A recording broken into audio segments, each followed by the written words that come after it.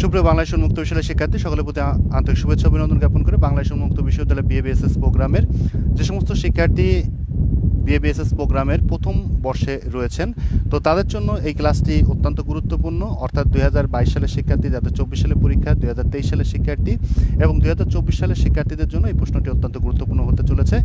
তো আজকে আমরা 5টা বিষয়ের লাইভ ক্লাস নেব। 5টা বিষয়, অর্থাৎ বিষয়গুলো হচ্ছে বাংলা ভাষা 1, English language skill, civic education 1, civic education 2 এবং রাষ্ট্রবিজ্ঞান 1। এই 5টা বিষয়ের আমরা গুরুত্বপূর্ণ প্রশ্নগুলো সম্পর্কে ক্লাস নেব। তো সুপ্রিয় শিক্ষার্থী, সাজেশন বা হ্যান্ড নোট অনলাইন ক্লাস করার প্রয়োজন মনে করলে অবশ্যই আমাদের সাথে যোগাযোগ করবেন। তাহলে শুরু করছি আমাদের আজকের লাইভ ক্লাসটি।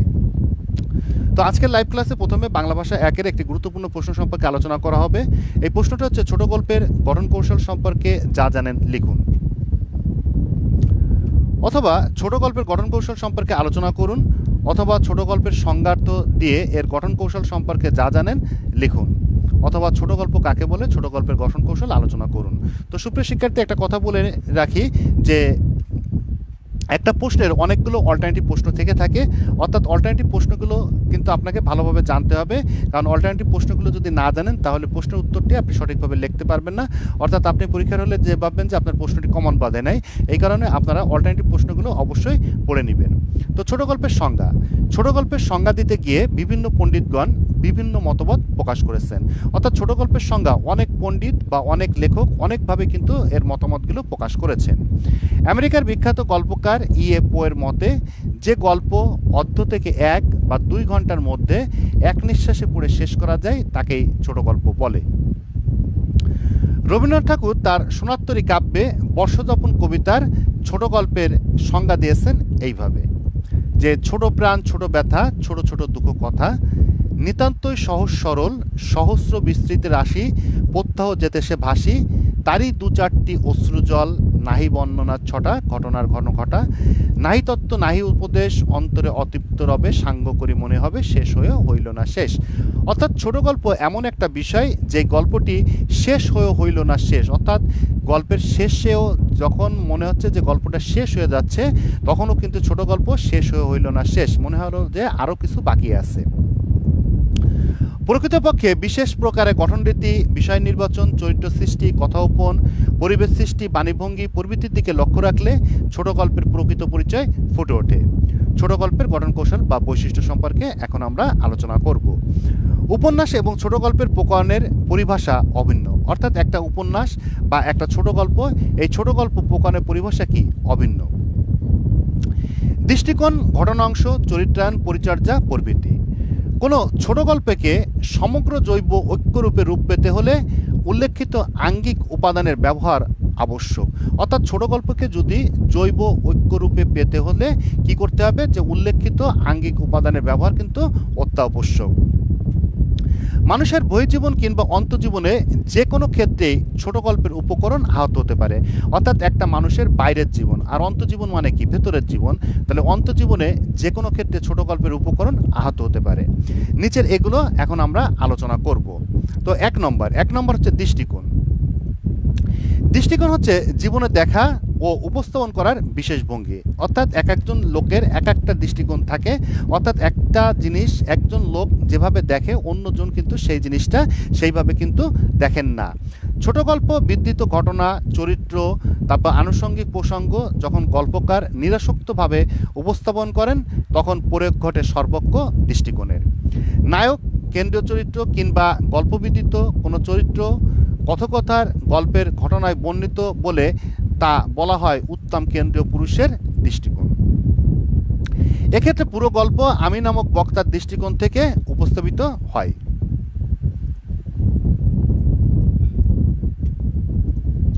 আবার কোনো কোনো ক্ষেত্রে দেখা যায় যে লেখক কিংবা কেন্দ্রীয় চরিত্র নায়ক অথবা কথক চরিত্র ছাড়াও ঘটনার প্রান্তে অবস্থানকারী কোনো চরিত্রের দৃষ্টিকোণ থেকেও গল্পের কাহিনী উপস্থাপিত হয়। এই পদ্ধতিকে বলা হয় প্রান্তিক চরিত্রের দৃষ্টিকোণ। এখন আমরা দ্বিতীয় পয়েন্ট সম্পর্কে আলোচনা করব, অর্থাৎ ঘটনা অংশ বা প্লট। ঘটনা বলতে মানে প্লট বলতে বোঝায় যে সাধারণত উপন্যাস, নাটক, গল্পবিদিত ঘটনাকে কিন্তু আমরা কি বলে থাকি, প্লট বলে থাকি।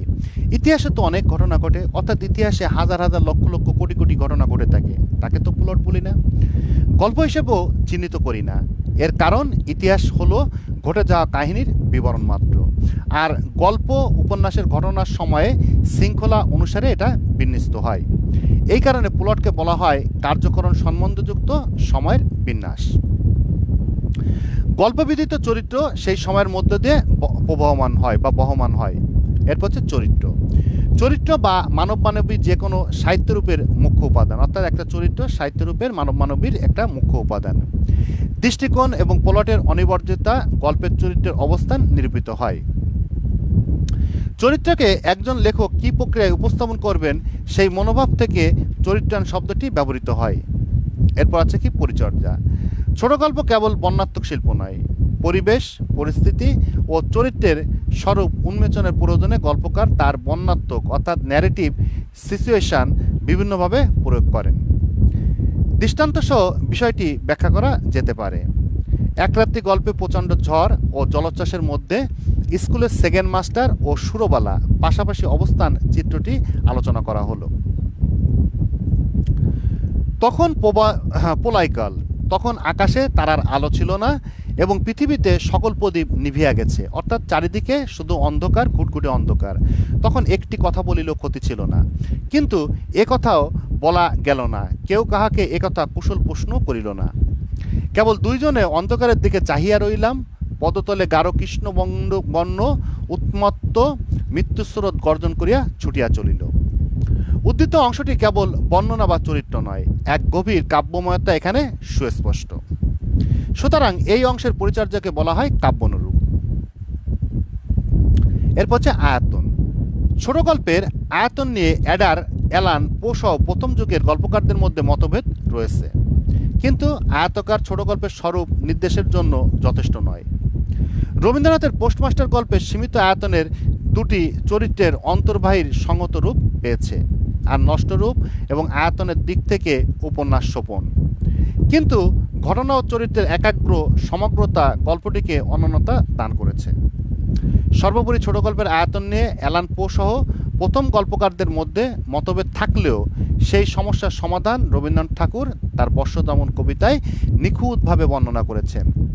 পরিশেষে ছোট গল্পের গঠন কৌশল বর্ণনায় পর্যালোচনা করে বলা যায় যে দৃষ্টিকোণ, ঘটনা অংশ, চরিত্রায়ন, পরিচর্যা, আয়তন প্রভৃতির সুসংগত সমন্বয় একটি ছোট গল্পের সার্থকতা যথেষ্ট অবদান রাখে, কারণ এরা একে অপরের পরিপূরক। এদের ছাড়া একটি সার্থক ছোট গল্পের গঠন কাঠামো কখনো কল্পনা করা যায় না। তো সুপ্রিয় শিক্ষার্থী, আমাদের বাংলা ক্লাসটি শেষ হলো। এখন আমরা চলে যাব আমাদের নেক্সট ক্লাসে, অর্থাৎ আমাদের সিভিক এডুকেশন 1-এর ক্লাসে চলে যাব আমরা। তো সিভিক এডুকেশন 1-এ আমরা আজকে যে প্রশ্নটা সম্পর্কে আলোচনা করব সেই প্রশ্নটি হচ্ছে সিভিক এডুকেশনের লক্ষ্য এবং উদ্দেশ্য। এই প্রশ্নটা কিন্তু অত্যন্ত গুরুত্বপূর্ণ। 2024 সালে যারা শিক্ষার্থী রয়েছেন এবং 2023 সালের এবং 2022 সালে যারা শিক্ষার্থী রয়েছেন তাদের জন্য এই প্রশ্নটি অত্যন্ত গুরুত্বপূর্ণ। সিভিক এডুকেশনের লক্ষ্য এবং উদ্দেশ্য সমূহ আলোচনা করুন, অথবা সিভিক এডুকেশনের লক্ষ্য এবং সুনাগরিক সৃষ্টিতে ব্যাখ্যা করুন। প্রাচীন গ্রিসের নগর রাষ্ট্রগুলোতে যখন প্রত্যক্ষ গণতন্ত্র চালু ছিল তখন থেকেই শিক্ষা বিষয়ক দার্শনিক যেমন সক্রেটিস, প্লুটো, অ্যারিস্টটল প্রমুখ সিভিক এডুকেশনের কথা বলে এসেছেন। আজকের পরোক্ষ গণতন্ত্রের যুগেও সিভিক এডুকেশনের গুরুত্ব বিন্দুমাত্র কমেনি, অর্থাৎ আজকে গণতন্ত্রের যুগেও সিভিক এডুকেশনের গুরুত্ব কি কমে নাই? বিন্দুমাত্র কমে নাই, বরং আধুনিক গণতান্ত্রিক জাতি রাষ্ট্রসমূহে সিভিক এডুকেশনের নতুন মাত্রা লাভ করেছে। এখন আমরা আলোচনা করব যে সিভিক এডুকেশনের লক্ষ্য এবং উদ্দেশ্য সম্পর্কে আমরা আলোচনা করব। সিভিক এডুকেশনের উদ্দেশ্য ও লক্ষ্য এখন আমরা তুলে ধরব। সিভিক এডুকেশনের লক্ষ্য হলো একটি রাষ্ট্রে সুনাগরিক সৃষ্টি করা, অর্থাৎ সিভিক এডুকেশনের লক্ষ্য কি? যে রাষ্ট্রে সুনাগরিক সৃষ্টি করা, অর্থাৎ সুনাগরিক কি এবং কুনাগরিক কি? সুনাগরিক হচ্ছে যে সমস্ত নাগরিক রাষ্ট্রের সকল নিয়ম শৃঙ্খলা মেনে চলে এবং রাষ্ট্রের প্রতি কর্তব্য পালন করে এবং রাষ্ট্রের যে দেয়া দিক নির্দেশনা রয়েছে এইগুলো মেনে চলে, সেই সমস্ত নাগরিককে সুনাগরিক বলা হয়। এবং সমাজের প্রগতিশীলতার বিকাশকে সম্পূর্ণ করা। রাষ্ট্রের প্রতিটি নাগরিক যেন রাষ্ট্রীয় আদর্শ, আশা আকাঙ্ক্ষা ও ঐতিহ্যের প্রতি অনুরক্ত হয় এবং স্বদেশ ও তার জনগণের কল্যাণ চেতনায় দেশপ্রেমিক নাগরিক হয়ে ওঠে। সিভিক এডুকেশনের মাধ্যমে জাতীয়তাবাদ, গণতন্ত্র, নিরপেক্ষতা, সাম্য, মৈত্র, সহনশীলতা, সামাজিক ন্যায় বিচার, দেশপ্রেম, শ্রমের মর্যাদা, পারস্পরিক সমঝোতা ও শ্রদ্ধা প্রভৃতি সম্পর্কে শিক্ষার্থীদের মধ্যে জ্ঞান প্রদান করে। এরপর হচ্ছে ৩, মৌলিক মানবাধিকারের স্বরূপ। স্বাধীনতার যথার্থ অর্থ, মানব সত্তার প্রকৃতি, মর্যাদাবোধ, আধুনিক গণতান্ত্রিক শাসন ব্যবস্থা কীভাবে নির্ধারিত হতে পারে সেই সম্পর্কে নাগরিকের সুস্পষ্ট ধারণা দেয়া সিভিক এডুকেশন অন্যতম লক্ষ্য ও উদ্দেশ্য। ৪ নম্বর, সামাজিক অগ্রগতি, অর্থনৈতিক উন্নয়ন ও রাজনৈতিক প্রগতির সঙ্গে নাগরিক সমাজকে সংযুক্ত করাও সিভিক এডুকেশন অন্যতম লক্ষ্য বা উদ্দেশ্য। এরপর ৫ নম্বর, স্বাধীন চিন্তা, সৃজনশীলতা, সংগঠন ক্ষমতা ও নেতৃত্বের গুণাবলী বিকাশের উপরও সিভিক এডুকেশন জোর দেয়। অনুকরণ প্রবণতা, আত্মবিস্মৃতি, চিন্তাক্লিষ্টতা ইত্যাদি পরিহারের মাধ্যমে আত্ম উপলব্ধি, অনুসন্ধিৎসা মন নির্মাণ, স্বাধীনভাবে সত্যানুসন্ধানের প্রতি নাগরিকের দৃষ্টি আকর্ষণের জোর প্রচেষ্টা চালায় সিভিক এডুকেশন। উপরোক্ত আলোচনার পরিপ্রেক্ষিতে বলা যায় যে সিভিক এডুকেশনের উদ্দেশ্যমূলক ছাড়া সিভিক এডুকেশন রাষ্ট্রের জাতি, ধর্ম, বর্ণ নির্বিশেষে সব নাগরিক সমান অধিকার ও সুযোগ সুবিধার কথা বলে।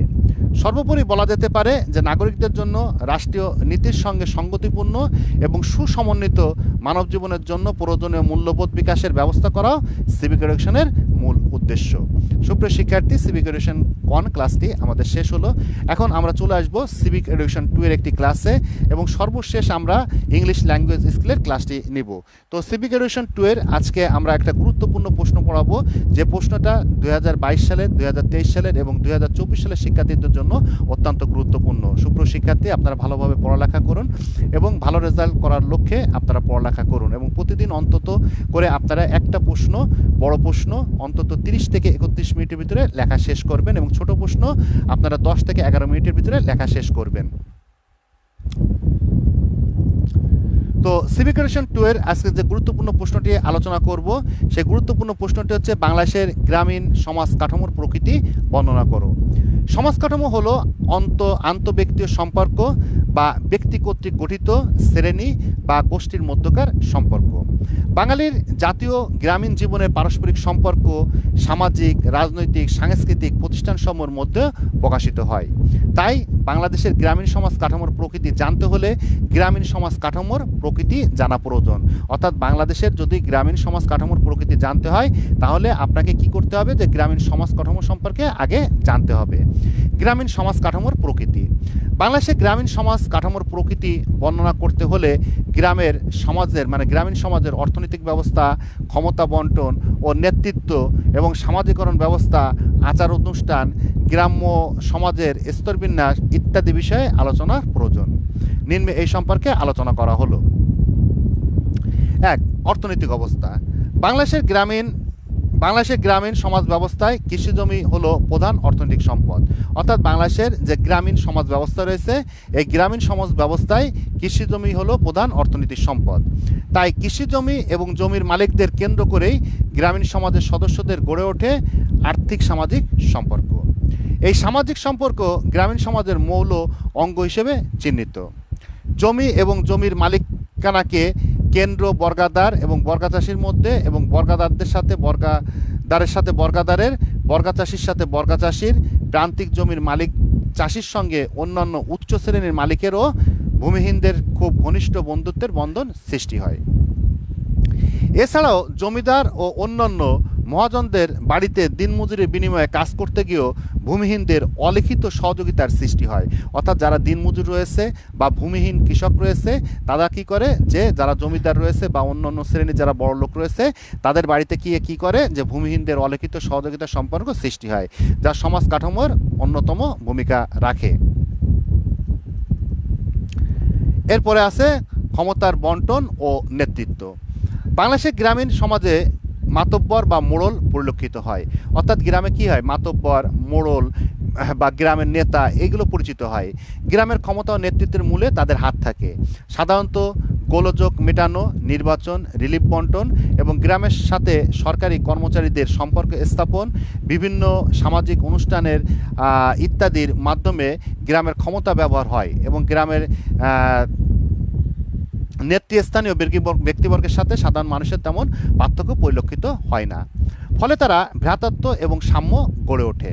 আবার কোনো কোনো ক্ষেত্রে নেতৃত্ব ক্ষমতা নিয়ে দলাদলি এবং প্রতিযোগিতা পরিলক্ষিত হয়। আবার গ্রামে কি হয়, বিভিন্ন বড়লোকের ভিতরে কি হয়, ধনী শ্রেণীর সাথে গ্যাঞ্জাম হয় বা দলাদলি হয় এবং ক্ষমতার কি হয়, প্রতিযোগিতা পরিলক্ষিত হয়। এরপর 3 নম্বর যে পয়েন্টে আছে সামাজিকরণ ব্যবস্থা। বাংলাদেশের গ্রামীণ সমাজে পরিবার, বিদ্যালয়, মক্তব, মসজিদ ইত্যাদি শিশুদের সামাজিকরণের কাজ করে থাকে। অর্থাৎ গ্রামে এই সমস্ত বিদ্যালয়, পরিবার, মক্তব, মসজিদ এবং শিশুদের কি করে, সামাজিকরণের কাজ করে থাকে। একই প্রতিষ্ঠানে সকল শ্রেণীর ছেলেমেয়েদের সামাজিকরণ হয় বলে গ্রামে অবস্থিত সকল শ্রেণীর লোকেদের মধ্যে সম্প্রীতি এবং ঐক্য পরিলক্ষিত হয়। এরপর হচ্ছে আচার অনুষ্ঠান।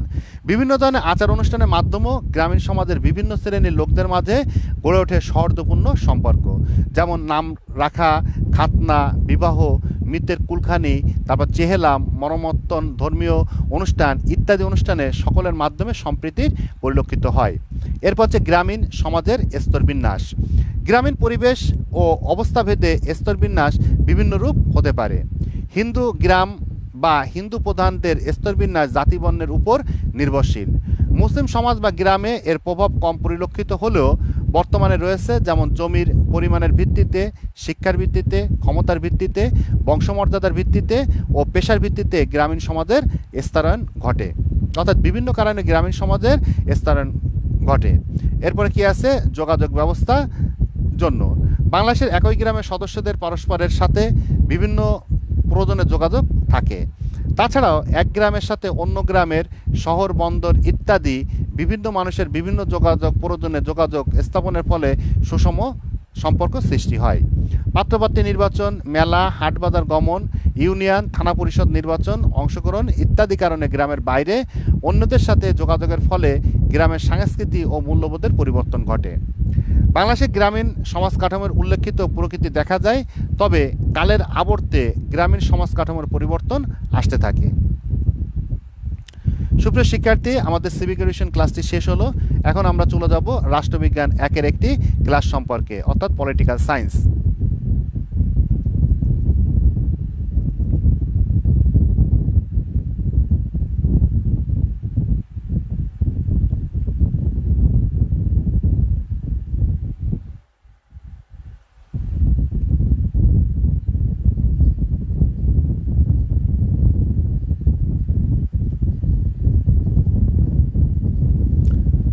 তো আজকে আমরা আলোচনা করব রাষ্ট্রবিজ্ঞানের পরিধি এবং বিষয়বস্তু সম্পর্কে। তো আমি পূর্বেও বলেছিলাম যে একটা প্রশ্নের অনেকগুলো অল্টারনেটিভ প্রশ্ন থাকে, আপনারা অল্টারনেটিভ প্রশ্নগুলো অবশ্যই দেখবেন, যাতে করে পরীক্ষায় প্রশ্ন কমন বাঁধানোর জন্য অল্টারনেটিভ প্রশ্নগুলো আপনাকে অবশ্যই মনোযোগ সহকারে দেখতে হবে। রাষ্ট্রবিজ্ঞানের পরিধি এবং বিষয়বস্তু সম্পর্কে আলোচনা করো, রাষ্ট্রবিজ্ঞানের সংজ্ঞা দিন, রাষ্ট্রবিজ্ঞানের পরিধি এবং বিষয়বস্তু বর্ণনা করুন, অথবা রাষ্ট্রবিজ্ঞানের পরিধি সম্পর্কে আলোচনা করুন, অথবা রাষ্ট্রবিজ্ঞানের সংজ্ঞা দিন এবং রাষ্ট্রবিজ্ঞানের প্রকৃতি ও পরিধি বিশ্লেষণ করুন। তো প্রথমে আপনাদের আলোচনা করতে হবে রাষ্ট্রবিজ্ঞানের সংজ্ঞা। তো এখানে কিন্তু অনেক সময় রাষ্ট্রবিজ্ঞানের সংজ্ঞা বা রাষ্ট্রবিজ্ঞান কাকে বলে বা রাষ্ট্রবিজ্ঞান বলতে কি বুঝো বা রাষ্ট্রবিজ্ঞান কি, এই 4টা প্রশ্নের উত্তরই কিন্তু একই। আবারও বলি যে রাষ্ট্রবিজ্ঞান কাকে বলে, রাষ্ট্রবিজ্ঞান বলতে কি বুঝো, রাষ্ট্রবিজ্ঞান কি, রাষ্ট্রবিজ্ঞান কাকে বলে, এই 4টা প্রশ্ন একই বা সংজ্ঞা দেন একই প্রশ্ন। তো এই যে কোনো প্রশ্নে এই 4টা প্রশ্ন কিন্তু একই প্রশ্ন। তো রাষ্ট্রবিজ্ঞানের সংজ্ঞা, তো এখানে মূলত সংজ্ঞাটা দেওয়ার পরে দুইজন লেখকের সংজ্ঞা দিতে হবে এবং পরিশেষে কথাটা টানতে হবে, তাইলে কিন্তু আপনারা এখানে 5-এর ভিতরে 5ই পেয়ে যাবেন। রাষ্ট্রবিজ্ঞানের সংজ্ঞা, রাষ্ট্রবিজ্ঞান মূলত রাষ্ট্রের ভিত্তি এবং সরকারের মূলনীতি নিয়ে আলোচনা করে। তাহলে রাষ্ট্রবিজ্ঞান কি করে, রাষ্ট্রবিজ্ঞান মূলত রাষ্ট্রের ভিত্তি এবং কি করে, যে সরকারের যে মূলনীতিগুলো আছে এই মূলনীতিগুলো নিয়ে আলোচনা করে। রাষ্ট্রবিজ্ঞান একটি গতিশীল সমাজবিজ্ঞান। বিভিন্ন রাষ্ট্রবিজ্ঞানী রাষ্ট্রবিজ্ঞানের বিভিন্ন সংজ্ঞা প্রদান করেছেন। তাদের সংজ্ঞা থেকে রাষ্ট্রবিজ্ঞানের স্বরূপ এবং প্রকৃতি জানা যায়। তো এখন আমরা মিনিমাম 2জন রাষ্ট্রবিজ্ঞানীর সংজ্ঞা আলোচনা করব। পল জানে রাষ্ট্রবিজ্ঞানের সংজ্ঞা নির্ধারণ করতে গিয়ে বলেন, রাষ্ট্রবিজ্ঞান সমাজবিজ্ঞানের সেই শাখা যা রাষ্ট্রের মূলনীতি ও সরকারের মূলনীতি নিয়ে আলোচনা করে। শেলির মতে ধনবিজ্ঞান যেমন সম্পদের, জীববিজ্ঞান যেমন জীবের, বীজগণিত যেমন সংখ্যার, জ্যামিতি যেমন স্থান ও আয়তন নিয়ে আলোচনা করে, তেমনি রাষ্ট্রবিজ্ঞান শাসন ব্যবস্থার ঘটনাবলীর অনুসন্ধান করে। এরপরে পরিশেষে আমরা বলতে পারি বা সুতরাং আমরা বলতে পারি যে বৈজ্ঞানিক বিশ্লেষণের রীতি অনুসরণে রাষ্ট্রবিজ্ঞান এবং সরকার নিয়ে অধ্যয়ন যে শাস্ত্র গড়ে উঠেছে তাকে রাষ্ট্রবিজ্ঞান বলা হয়। এখন আমরা রাষ্ট্রবিজ্ঞানের পরিধি সম্পর্কে আলোচনা করব। রাষ্ট্রবিজ্ঞানের সংজ্ঞাগুলো বিশ্লেষণ করলে একথা সুস্পষ্ট হয়ে ওঠে যে রাষ্ট্রই রাষ্ট্রবিজ্ঞানের প্রধান আলোচ্য বিষয়। এদিক দিয়ে বলা যায় যে রাষ্ট্রের কার্যাবলী যতদূর বিস্তৃত, রাষ্ট্রবিজ্ঞানের বিষয়বস্তু পরিধি ততদূর বিস্তৃত এবং প্রসারিত। রাষ্ট্র বা অন্য যা কিছু মানুষের রাজনৈতিক জীবনকে প্রভাবিত করে তাই রাষ্ট্রবিজ্ঞানের আওতাভুক্ত বা পরিগণিত হয়। সুতরাং রাষ্ট্রবিজ্ঞানের ক্ষেত্র বা পরিধি অনেক ব্যাপক, অর্থাৎ এটা কোনো ছোটোখাটো বিষয় না। রাষ্ট্রবিজ্ঞানের ক্ষেত্র বা পরিধি কি অনেক ব্যাপক। রাষ্ট্রবিজ্ঞানী উইলবির মতে রাষ্ট্র, সরকার এবং আইনই হলো রাষ্ট্রবিজ্ঞানের প্রধান প্রতিবদ্ধ বিষয়। অর্থাৎ তিনটা জিনিস রাষ্ট্রবিজ্ঞানের প্রধান প্রতিবদ্ধ বিষয়। একটা হচ্ছে রাষ্ট্র, একটা হচ্ছে সরকার, আরেকটা কি, আরেকটা হলো আইন। এই তিনটা হচ্ছে রাষ্ট্রবিজ্ঞানের আলোচ্য বিষয়। অধ্যাপক বার্জের আরও দুইটি বিষয় সংযোগ করে বলেন যে স্বাধীনতা এবং সার্বভৌমত্বই হলো রাষ্ট্রবিজ্ঞানের মূল আলোচনার বিষয়বস্তু।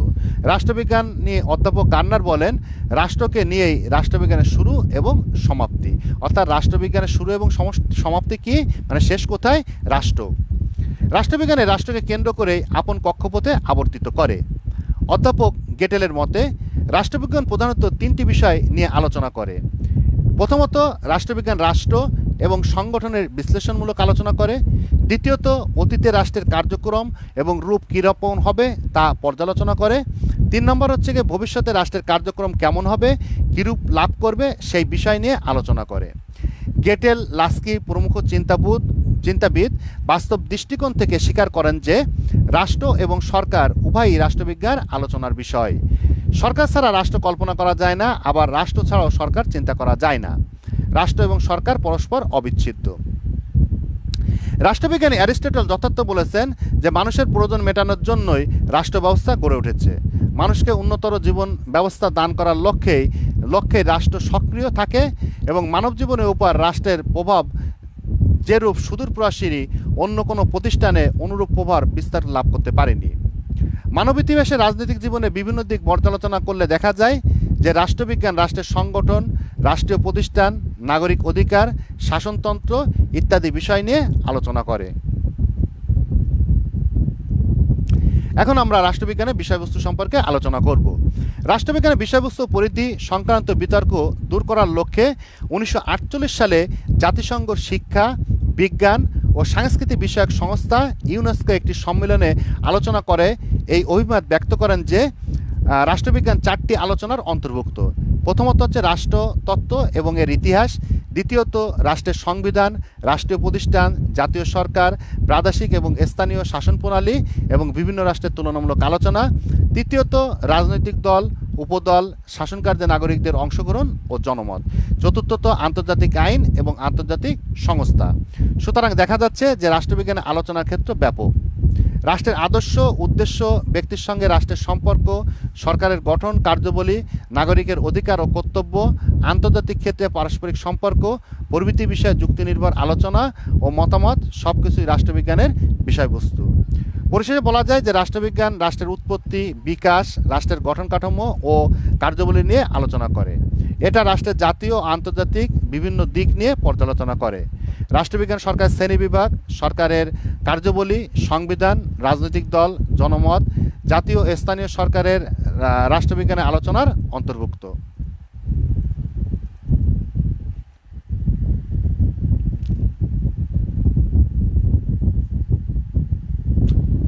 সুপ্রিয় শিক্ষার্থী, এখন আমরা আলোচনা করব আমাদের ইংলিশ ল্যাঙ্গুয়েজ স্কিল সম্পর্কে। তো সুপ্রিয় শিক্ষার্থী, আবারও বলছি, যারা হ্যান্ড নোট সাজেশন বা অনলাইন ক্লাসের প্রয়োজন মনে করবেন তারা অবশ্যই আমাদের সাথে যোগাযোগ করবেন। কারণ আপনাকে ভালো রেজাল্ট করতে গেলে অবশ্যই আপনাকে পড়ালেখা করতে হবে এবং কারোর গাইডনেসে থাকতে হবে। অবশ্যই অনলাইন ক্লাস করলে আমাদের গাইডনেসে থাকবেন এবং সর্বদা মনে রাখতে হবেন ভালো রেজাল্ট করা এবং ভালো ফলাফল করা বা পরীক্ষায় পাশ করা এক নয়। তো আপনাদের পাস কিন্তু 40 মার্কে পাস এবং আপনাদের কিন্তু 33 মার্কে পাস না, এবং আপনাদের প্রশ্ন কিন্তু সৃজনশীল না, আপনাদের প্রশ্ন কিন্তু সব নন সৃজনশীল। সুপ্রিয় শিক্ষার্থী, আজকে আমরা একটা ফরম্যাট সম্পর্কে আলোচনা করব এবং এই ফরম্যাটটি হচ্ছে একটা প্যারাগ্রাফের ফরম্যাট, অর্থাৎ একটা ফরম্যাট দিয়ে হাজারো প্রকার প্যারাগ্রাফ আপনারা লিখতে পারবেন। এই জাতীয় একটা ফরম্যাট সম্পর্কে আপনাদের আমি আলোচনা করব। তো এই জাতীয় ফরম্যাট আপনারা পড়লে যারা অধিক মুখস্থ করতে পারেন না, অনেক প্যারাগ্রাফ অনেক রিটেন সাইড মুখস্থ করতে পারেন না, তো তাদের জন্যই আমাদের এই ফরম্যাট আমরা করেছি। তো একটা প্যারাগ্রাফ পড়লে আপনি হাজারো প্যারাগ্রাফ বানায় লিখতে পারবেন, অর্থাৎ খারাপ কোয়ালিটির যে প্যারাগ্রাফগুলো আছে, তো কী ধরনের প্যারাগ্রাফগুলো আপনি লিখতে পারবেন সেই ধরনের প্যারাগ্রাফগুলো আমি আলোচনা করছি। এয়ার পলিউশন মানে বায়ু দূষণ, ওয়াটার পলিউশন পানি দূষণ, সাউন্ড পলিউশন শব্দ দূষণ, এনভায়রনমেন্ট পলিউশন পরিবেশ দূষণ, এমপ্লয়মেন্ট প্রবলেম অর্থাৎ বেকার সমস্যা, বেকার প্রবলেম ভিক্ষুক সমস্যা, ইলেকট্রিক প্রবলেম নিরক্ষর সমস্যা, ট্রাফিক জ্যাম যানজট, লোডশেডিং মানে হচ্ছে কি বিদ্যুৎ বিভ্রান্তি, টেরিজম মানে সন্ত্রাসী, হরতাল ডে, এনআরসি, স্মোকিং মানে ধূমপান, ড্রাগ অ্যাডিকশন মাদকাসক্তি, স্টেট অ্যাক্সিডেন্ট মানে সড়ক দুর্ঘটনা, প্রাইস রাইজ, তারপর ড্রয়িং সিস্টেম, তারপর হচ্ছে কি যৌতুক প্রথা, ওভারলোডিং অফ বাসেস লঞ্চেস অর্থাৎ বাস এবং লঞ্চে অতিরিক্ত যানজট, তারপর robbery, our police, brave, politics, copy in examination, riskless driving, toll collector, position, তারপর হচ্ছে গিয়ে rape, bad effect of dish antenna satellite, black money, তারপর হচ্ছে ক্যাম্পাস ভায়োলেন্স। এরকম আপনারা হাজারো প্রকার প্যারাগ্রাফ যদি বোঝেন যে এটা খারাপ সম্পর্কে, তবে আমাদের এই নিম্নোক্ত প্যারাগ্রাফটা আপনি লিখলে কিন্তু কমপ্লিট হয়ে যাবে। তো এই প্যারাগ্রাফটা কিন্তু আপনাকে 3টা জায়গায় এনপি আছে। তো এনপির জায়গায় আপনাকে নাম্বার অফ প্যারাগ্রাফ অর্থাৎ প্যারাগ্রাফের নামটি উল্লেখ করতে হবে। অর্থাৎ প্রথমে আপনার প্যারাগ্রাফের নামটি লিখবেন, অর্থাৎ এনপি, তারপরে কি করবেন এনপি মানে নাম্বার অফ প্যারাগ্রাফ। এই প্যারাগ্রাফে আপনি কি করবেন যে প্যারাগ্রাফের স্থানে আপনি শুধু প্যারাগ্রাফের নামটি বসাবেন, অর্থাৎ প্রথম লাইন, দ্বিতীয় লাইন এবং 11 নম্বর লাইনে আপনাদের এনপি রয়েছে। অর্থাৎ এয়ার পলিউশন দিয়ে আমি প্যারাগ্রাফটা এখন আরম্ভ করছি। Air pollution has become a common matter in our day to day life, অর্থাৎ বায়ু দূষণ আমাদের দৈনন্দিন জীবনে একটি সমস্যা। Everyday we find the news of it in detail, প্রতিদিন এই সম্পর্কে আমরা বিস্তারিত জানতে পারি।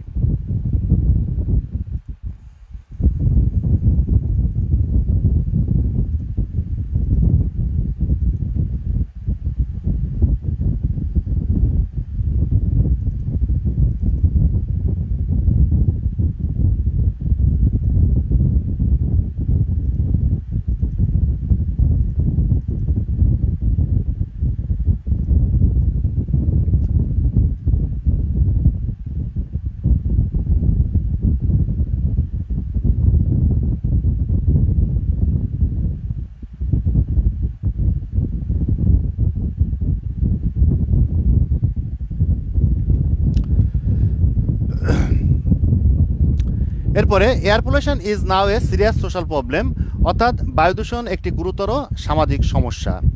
ইট is going out of our control gradually, অর্থাৎ ধীরে ধীরে আমাদের নিয়ন্ত্রণের বাইরে চলে যাচ্ছে।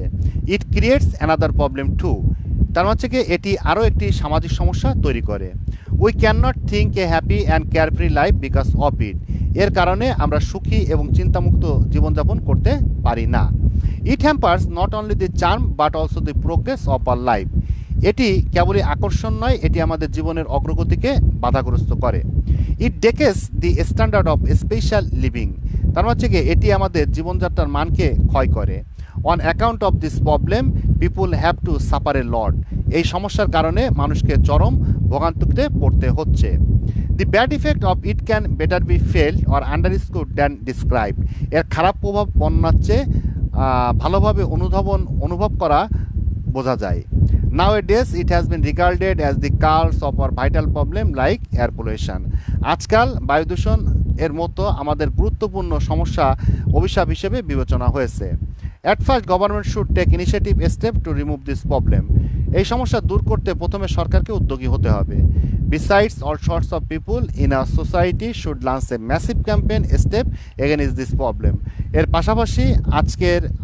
পাশাপাশি আমাদের সমাজে সব ধরনের লোকের উচিত এই সমস্যার বিরুদ্ধে ব্যাপক প্রচারণা পদক্ষেপ নেওয়া।